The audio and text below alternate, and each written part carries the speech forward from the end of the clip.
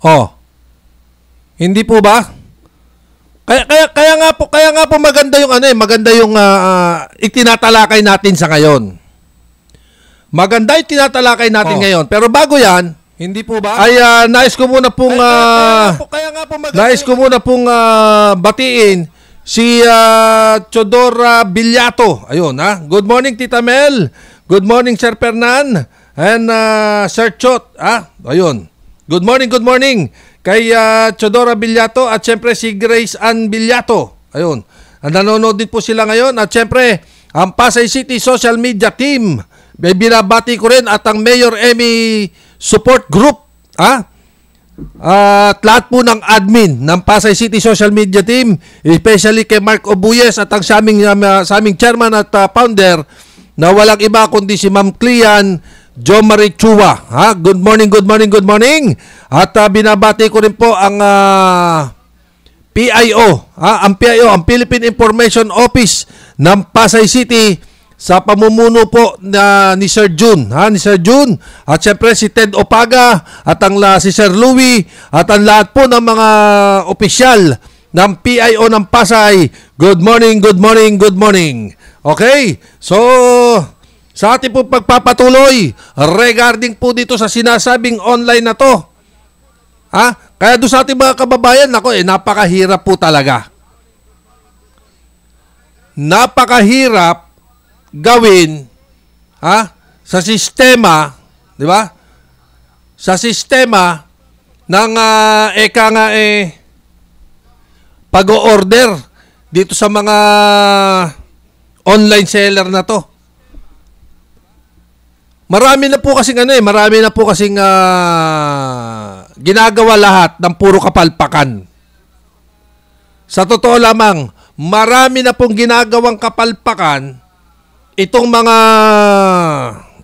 pong mga taong ito. Ito pong mga nagbebentang ito. Kaya tama na lamang yung ginagawa ng Department of Trade Industry para itong mga taong ito, itong mga bugok na tao na to, masawata na agad. Dahil pag lumala pa ito, mas lalaki ang problema ng bawat Pilipino. Ang pinagtatakan ko lang po, alam mo sa totoo lang, ang pinagtatakan ko lang po bakit kailangan dumami, no? Bakit kailangan dumami? Sabi nga dito yung mga unfair, yung mga mapanlinlang, mga kawatan.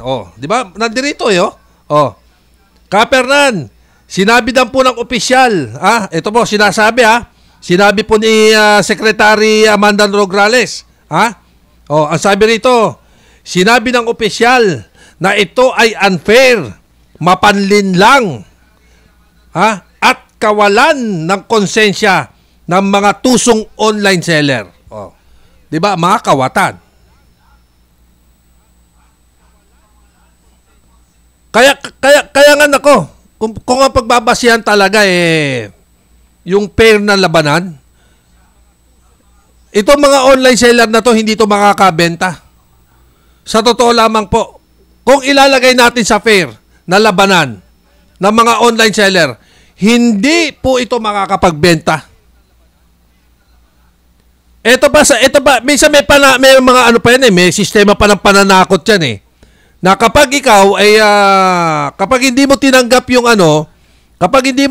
yung parcel, isasama ka nila sa bogus customer. Sila ang number 1 na bogus. Hindi ba? Hindi ko naman po sa nilalahat ng online seller dahil meron mga totoong online seller din Pero merong sumasabay na mga bugok na online seller. Yan po ang mga katotohanan. Alamin man natin o hindi, yun po ang makatotohanang siste. 'Di ba? Kaya nga umu-order, pero sa totoo lang malaki talaga ang sinasabing katipiran. Alam mo kung bakit? Kasi hindi ka napupunta eh. Hindi ka napupunta sa mga mall, sa mga gadget department, 'di ba? Sa mga appliances. Hindi ka napupunta eh kasi nga may online eh. Ang problema, yung online seller mga kawatan at na mga walang konsensyang mga online seller, ang gagawin nila sa iyo, ganun nga eh. 'Di ba? Para lang makuha yung pera mo, gagawin nila lahat ng bagay para lang ikaw ay maloko.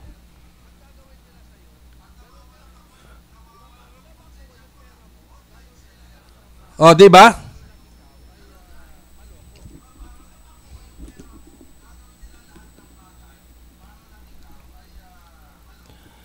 Pero ang daming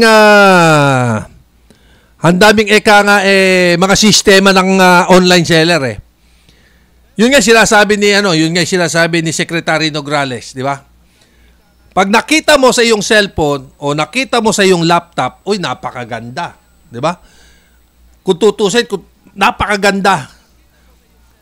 Mabibighani ka sa kagandahan eh. Pero pag diniliver na sa'yo yung sinasabing produkto, doon ka na magkakaroon ng problema. Doon ka na magkakaroon ng isang system na sasabihin mong wala talagang konsensya itong mga online seller na to. Diba? Kaya dapat magkaroon ng batas, no? Magkaroon ng batas para sa mga online seller na to na nangi-scam. Pero ngayon marami na ring marami na ring mga Pilipino.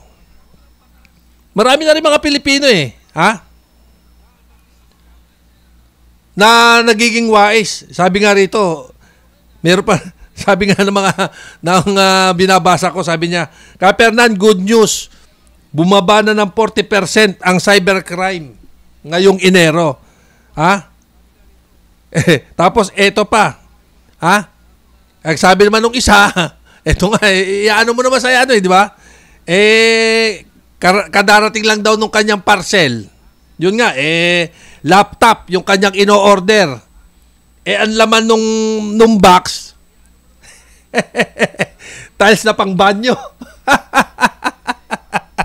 Hindi mo nga kasi alam yung kasi nga naka-bubble wrap eh. Di ba? Kapag kinapa mo, sabi mo, ito na yung order ko. Siyempre, tuwa ka na. Ngayon, pagbukas mo, di ba? Pagbukas mo, ang laman pala, tiles na pang banyo. Sino, di ba? Ang problema, paano mo ngayon mahahabol? Yun ang tanong eh. Paano mo mahahabol yung online seller? Dahil yung address na binibigay ng mga walang pusong mga taong ito, iba.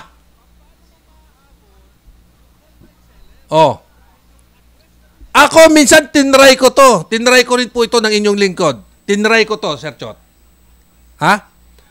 Umorder ako at pagkatapos merong address doon sa parcel na resibo. Nakadikit yun di ba? Nakadikit po yan sa inyong parcel Ngayon, tinignan ko may address. So, pinuntahan po ng inyong lingkod yung address nung nakalagay. Pagdating ko doon, tinanong ko yung gwardiya kung meron nakapangalan sa kanilang ganito doon sa kanilang establishment. Ang sagot sa akin ng gwardiya, sir, wala kaming ganyan dito.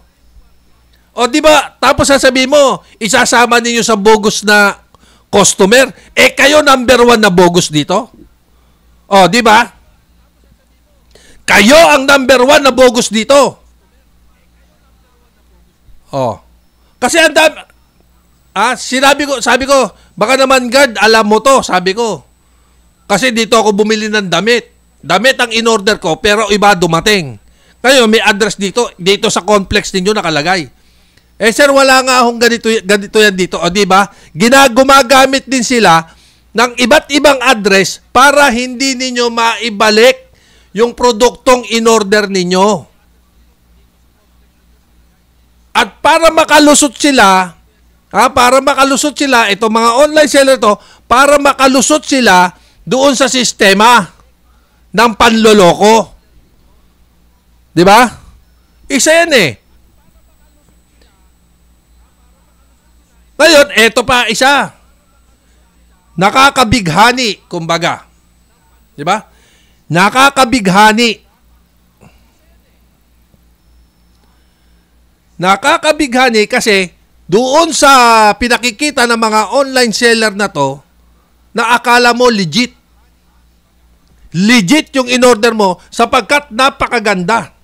Oh, sabi ni Ma'am Grace, as an online seller, it is more important to me that my customers are satisfied and happy with the items that ordered from me.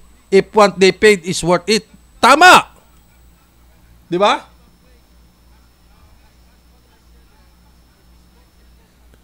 Kailangan talaga yung customer mo maging satisfied doon sa in-order mo.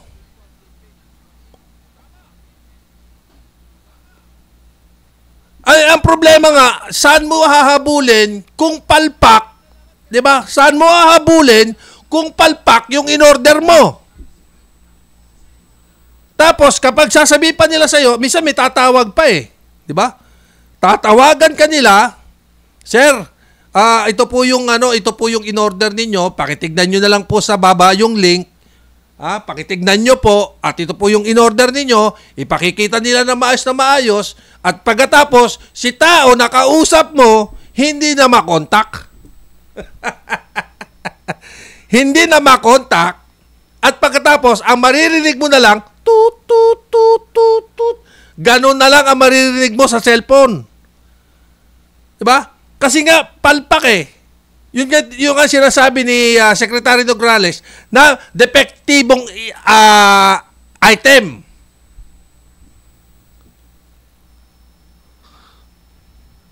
Paano, di ba? Kasi dito lang sa sistema ginagawa nila na to.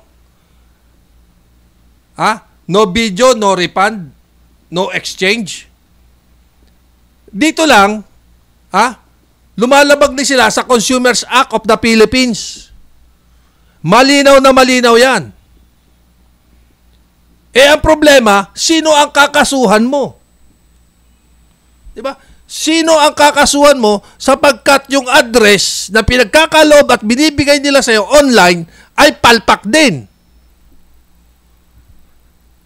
Diba? Pasalamat lang ako doon sa comment ni Ma'am Grace. Okay yung comment ni Ma'am Grace. Okay yun. Kailangan talaga maging satisfied ang customer.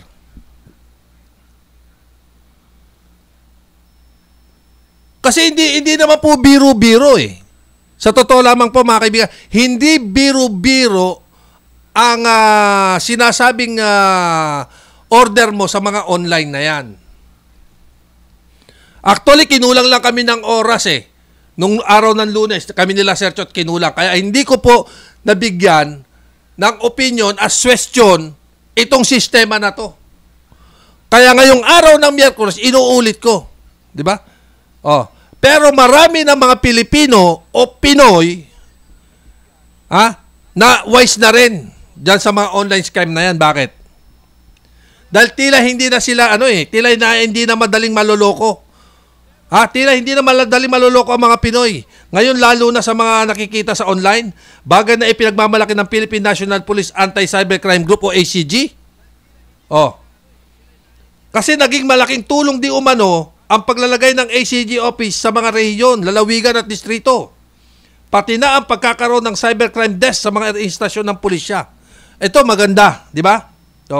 Dahil dito, bumaba na ng 40% ang kaso ng online scam ngayong Enero. Ito magandang balita. Pero sana magtuloy-tuloy para matuldukan na ang panloloko ng mga online seller na to. Pero inuulit ko, hindi ko po nilalahat ng online seller ay masama. Meron lang mga iba na gumagamit ng online para lang makapanloko.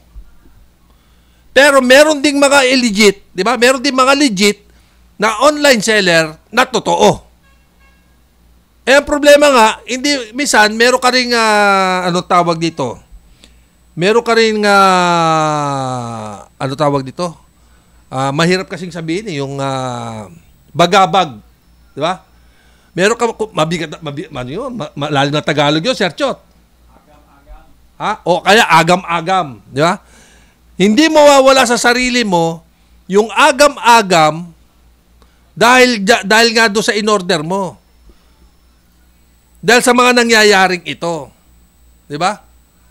Minsan ako nagugulat na lang eh. Sipin mo meron akong order. May order ako nagkakalaga ng 600, wala naman ako in-order. Tapos siyempre, ikaw naman, 'di ba? Ikaw naman matutuwa ka kasi meron sipin mo magugulat ka, may umu-order sa'yo. Eto pa. Meron pang isang modus yan to. Meron pa isang modus. Ang modus nito, isa pa to, Chot. Mystery parcel. Di ba? Meron pang mystery parcel na tinatawag. Kukunin mo yung isang box na nagkakailaga ng 1,000. Yung box, halo-halo na yung laman doon. Pero pag kinuwenta mo, nasa 300 lang. Di ba? Nakabox. Kasi nga, mystery. Di ba? Pero sasabihin nila sa'yo, tatawag sa'yo, Sir, natanggap nyo na po ba yung mystery box? Kasi po, naka-payout na po. Di ba? All the way to deliver na. Siyempre, ikaw naman, tuwan-tuwa ka dahil binayaran mo ng 1,500.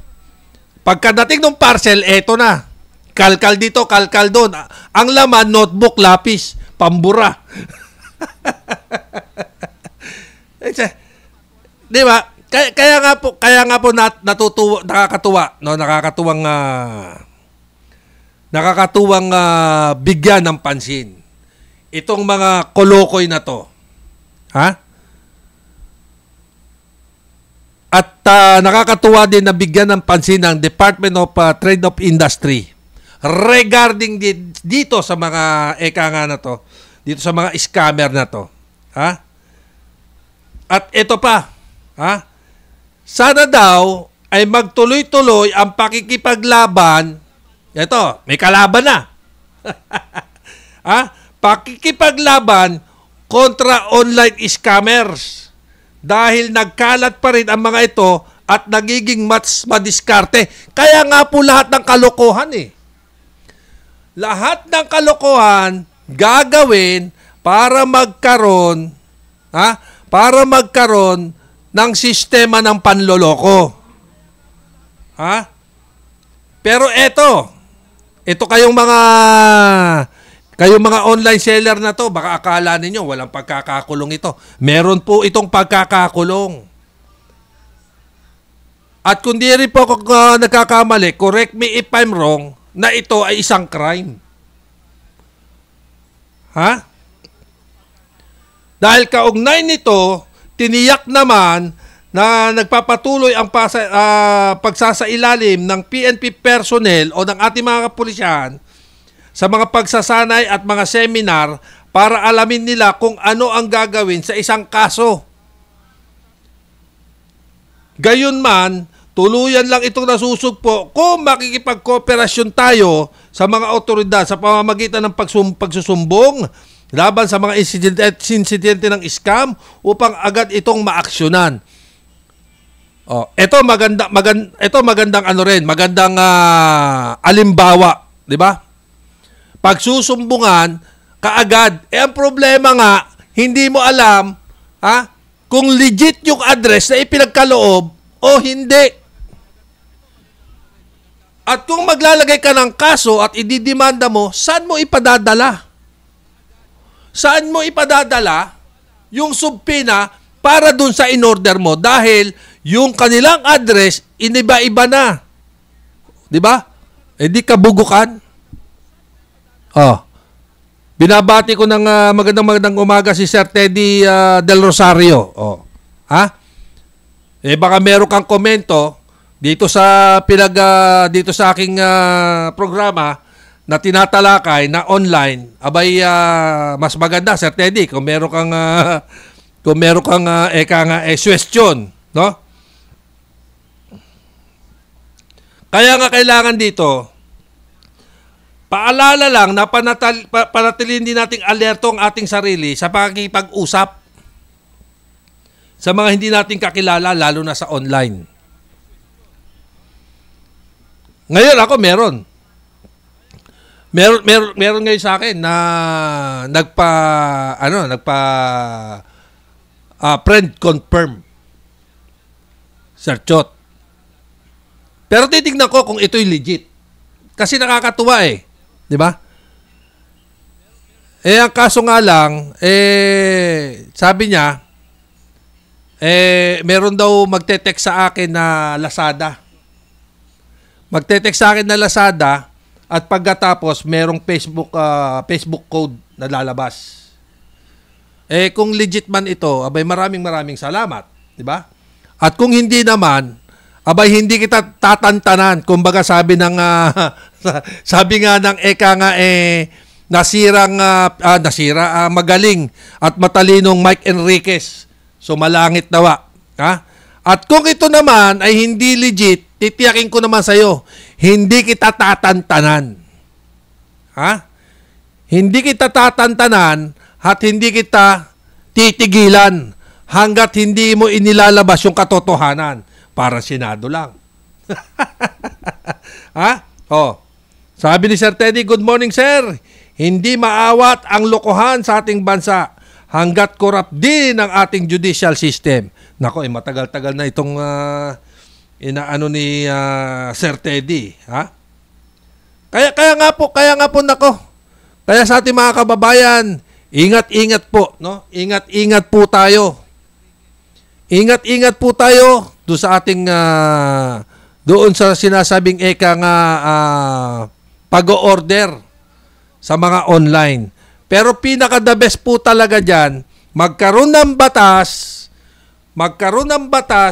para magkaroon ng pagkakataon ang mga customer ng online, magkaroon ng customer ng online, ang mga online na to, at para kasi ito sa kapakanan din naman nila, di ba? Kapag palpak, ibalik, wag bayaran. Mas maganda 'yon, di ba? Ito kapakanan ito ng customer at saka ng online seller. Kung totoo yung online seller, natural, totoo din yung customer. At kung palpak yung online seller, natural, papalpak din ng customer. Ganun lang po yan eh. Napakalinaw eh. Kaya nga ang pinaka-the best niyan, alamin. Di ba? At sana, totoo, yung address na ipinagkaloob ng online seller. Para kung sakali na meron depekto o mali yung diniliver, pwedeng puntahan ng customer doon sa mismong shop nila. Napakalinaw po niyan.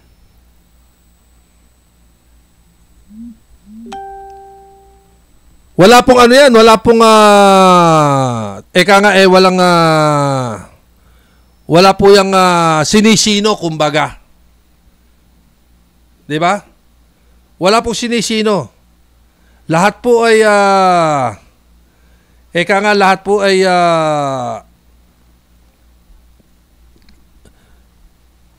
merong merong mga bagay na pinag-aaralan, no? Kaya nga nakakatuwa din na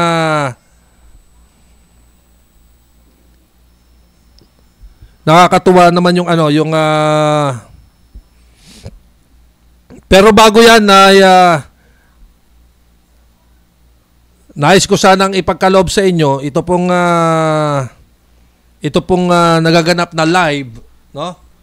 Dito po sa Committee on Public Order and Dangerous Drugs ni Senador Bato. Ha?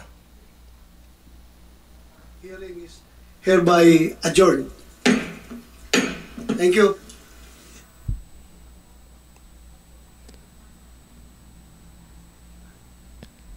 Pakinggan lang natin ng mga ilang bahagi, no? Ilang bahagi nitong ginaganap na session ni Senador Bato regarding dun sa Committee on Dangerous Drugs. Para lang po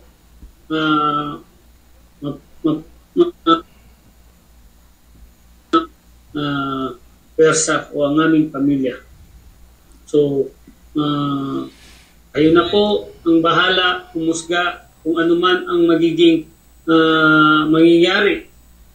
Kung sakali na yan against sa akin o sa aming nito, idaan nila sa red, papaupiritan nila ang aming mga bahay, itong bahay namin dito sa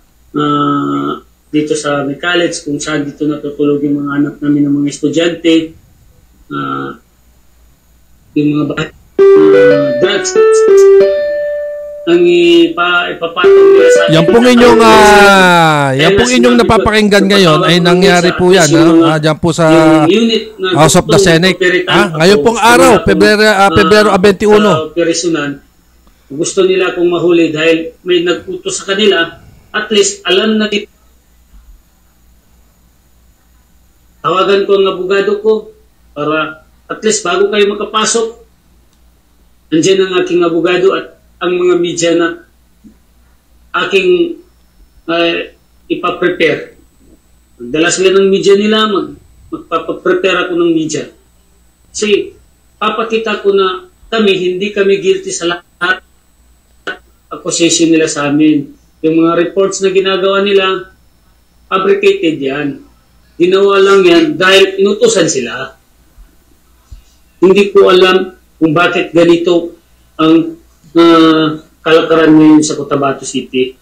Kawawa naman yung mga taong walang alam ko, makakarating ito sa inyong himpilan, itong aking press con, bago po kayo magsagawa ng mga search warrant o mga bypass operation.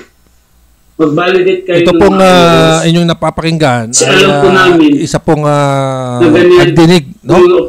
Isa pong pagdinig yan once na rin akong sa Committee on Public Order ni Senador Bato. Alam namin. Katunayan na paano namin nalaman.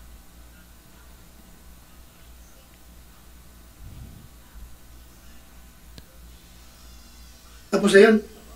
Okay, thank you. Pakinggan naman natin yung sinasabi ni Senador Bato. Captain Ayunan, Bimbo Ayunan, Pasamiran, kung yung presko na yun, okay. Okay lang, mamaya na pagsulit. Yung nangyari yung presko na yun, before or after nung October 23 shootout? Before ba yan? Before or after na nung shootout ng October 23? Sir.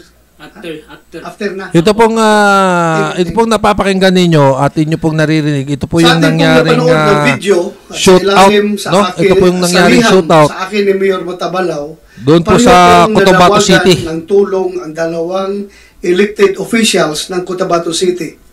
Nais po natin na mabigyang linaw kung tunay ng may mistulang talamak na kapabayaan at pang-aapi ng kapulisan sa Cotabato City.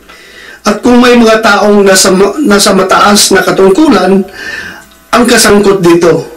Hindi po natin kayang ipasawalang bahala ang ganitong mga sumbong at hinaing ng ating mga halal na opisyal. Ang pundasyon ng ating buong kapulisan ay nakatungtong sa kanilang katapatan sa serbisyo sa bayan. We will always dream of an efficient and well-equipped police force with all the advanced crime-fighting.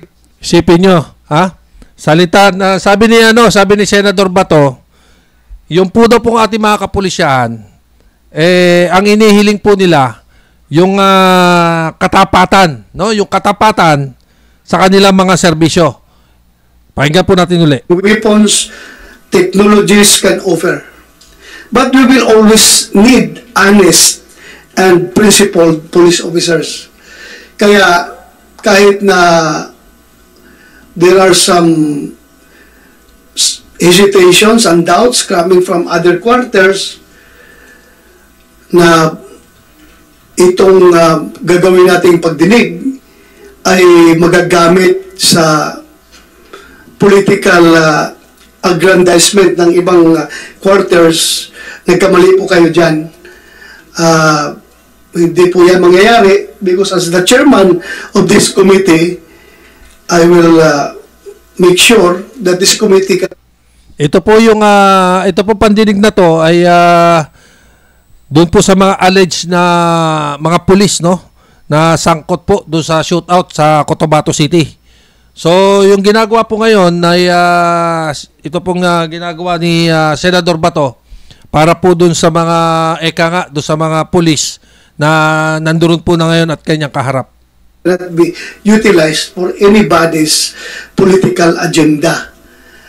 Kaya natin ito ginagawa dahil nga involved ang kapulisan as your chairman of the Senate Committee on Public Order and Dangerous Drugs ay talagang problema natin yan kung pabayaan natin ang kapulisan kung may totoo man yung aligasyon na may ginagawang mga milagro sa pagkandak na investigation. If there's anybody who stands to benefit from this Senate inquiry in aid of legislation, it is not going to be the camp of Mayor Bruce Matabalaw, neither the camp of Barangay Captain Bimbo Ayunan Pasaviran, but it is going to be the people of Cotabato City or the Cotabateños. Once the truth is established and the proper corrective measures can be instituted moving forward. So, ang pakiusap ko lang dito sa lahat ng ating mga resource person is please cooperate by telling the truth and nothing but the truth. So, help us sa Allah. Ha? Yun ang pakiusap ko sa ating mga resource person dito. Magsabi kayo ng totoo.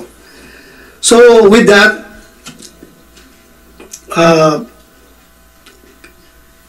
Kumsik, can you administer the oath? Thank you. Ayun. So, yung inyo pong napakinggan, yun po yung statement ng ating Senador De La Rosa, Bato De La Rosa, regarding po doon sa nangyaring shootout, no?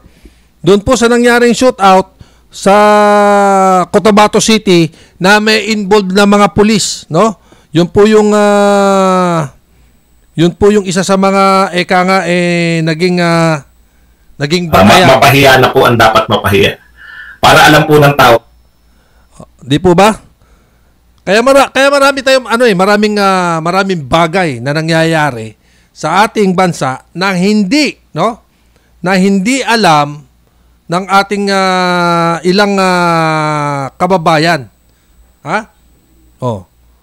So, gano'n pa man, ay maraming salamat doon sa mga sumusubaybay sa ating programang Alerto Balita ngayong pong araw